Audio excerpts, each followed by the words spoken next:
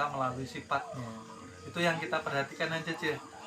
Biasanya pikiran kita tidak kemana-mana.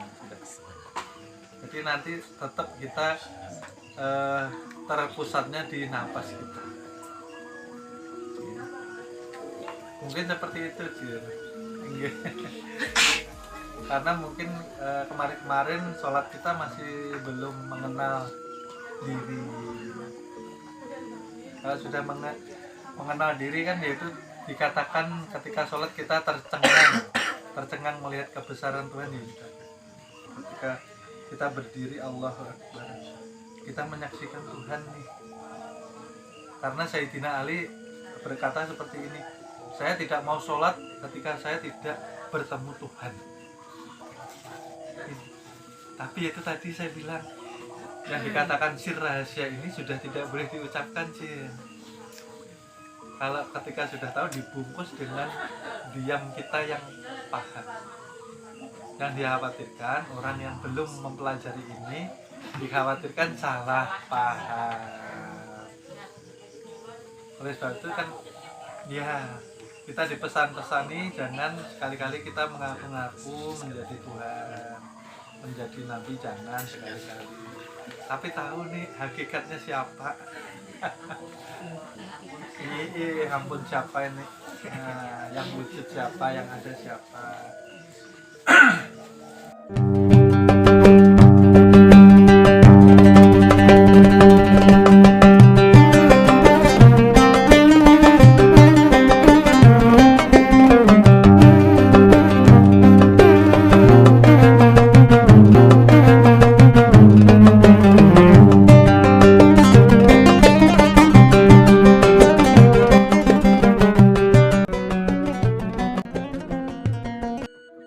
Titel yang tertinggi ialah yang dikatakan hamba Allah yang sudah bertemu dengan Tuhannya.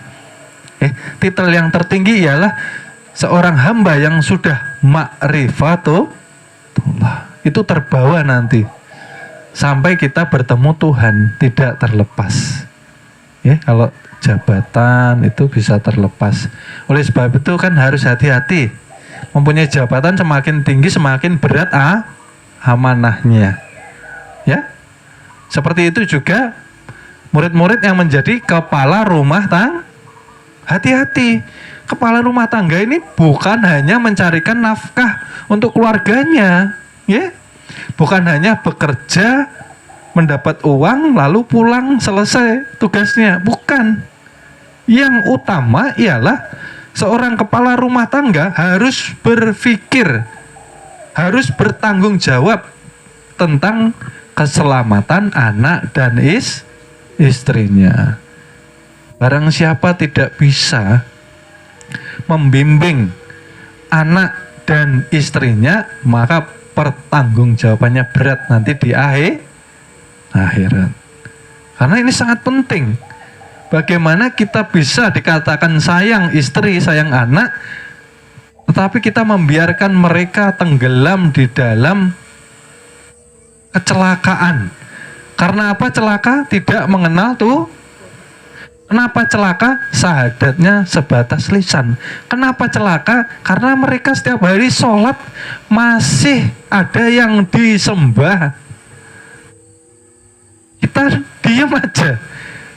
Artinya kita membiarkan anak istri atau suami kita celah. Oh itu betul. Betul ini. Itu tanggung jawab pian-pian sebagai kepala rumah. Oh iya. Kalau rezeki kan sudah dijamin Tuhan. Pada kenyataannya siapa yang memberi rezeki? Siapa ya? Ya Tuhan jua. Ulun kan sudah madahi, saya sudah sering menasihati, perbaiki ibadah yang benar. Cara memperbaiki ibadah seperti apa? Ngaji, belajar. Kalau tidak belajar, tidak bisa benar.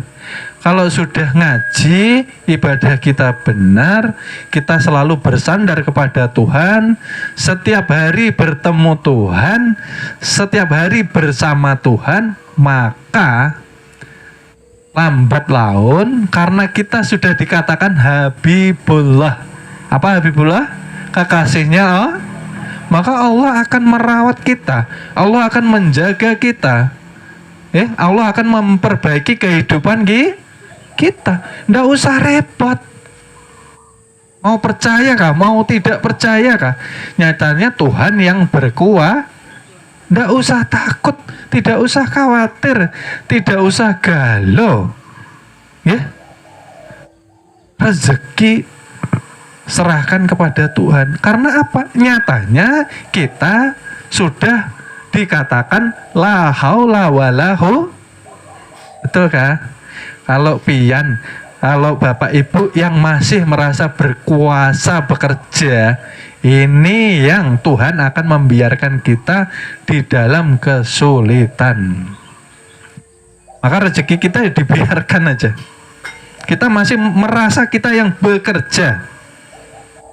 Oleh sebab itu kan sering saya memberi nasihat, ketika bekerja, bekerjalah dengan ibadah. Artinya bekerjalah ikut dengan Tuhanmu.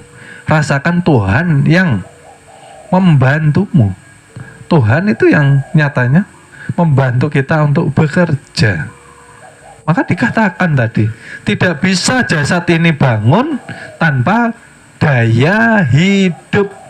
Seperti yang dikatakan mesin atau robot, kalau tidak ada baterainya, bisa nyala enggak? Bisa enggak? Enggak bisa. Lalu kan seperti itu tidak ada alasan untuk kita takut menghadapi kehidupan ini. Bekerja ya bekerja. Cuman jangan ada ketakutan di hati kita. Maksudnya seperti itu. Karena kita bersama Tuhan. Ada yang mengatakan di dalam Al-Quran, Tuhan ada di aras. Aras harus dikupas. Hakikat aras itu apa? Batang tubuh ini loh aras. Tempat bersemayam, tempat bersembunyi. Sifat tuh jangan engkau akui. Jika engkau sudah menemukanku, sembunyikanlah aku di dalam dirimu. Jangan engkau tampak-tampakkan. Berdiam, beranai, nyaman. Nyaman tiada Paham gak pian? Karena dikatakan insan kamil mukamil, disinilah kesempurnaan seluruh yang diciptakan Tuhan. Di dalam tubuh ini ada cerminan api. Api di mana? Di darah kita. Manusia kalau sudah terbungkus maka jasadnya akan dingin. Betul? Tidak ada kehangatan lagi. Kenapa? Karena darahnya menguap. Kelihatan tidak Bapak Ibu? Tidak kelihatan. Tapi nyatanya dipegang hilang. Lep. Paham ya? Kesempurnaan diri yang dikatakan insan kamil ini karena di dalam diri juga sudah termasuk ada angin yang dikatakan napas. Air yang dikatakan air liur, air ayah dan ibu, dan tanah. Maksud tanah itu tadi apa? Anasir tanah. Masih ingat?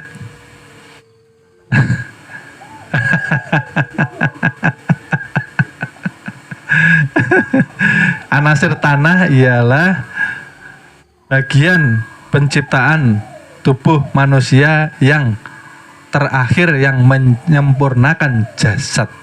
Oleh sebab itu jangan diitikatkan, jangan diniatkan ke dalam diri kita bahwa kita sebatas berasal dari tanah.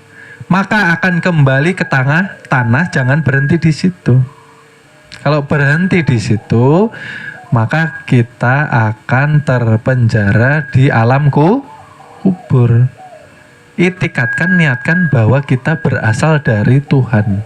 Kembali kepada melalui Allah yang menyampaikan Muhammad Rasul. Paham? Nah,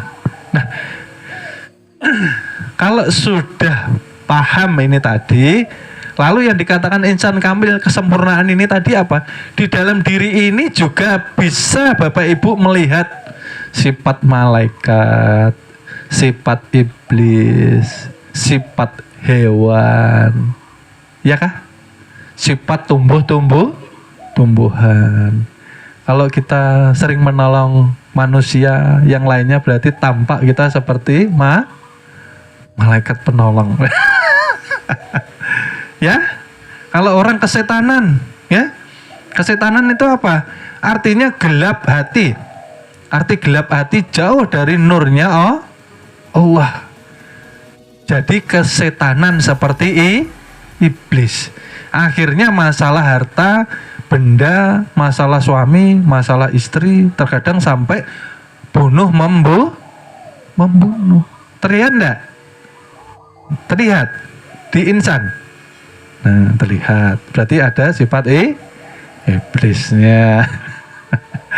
Nanti saya jelaskan secara gamblang kenapa ada. Malaikat sudah, iblis sudah, hewan. Nah,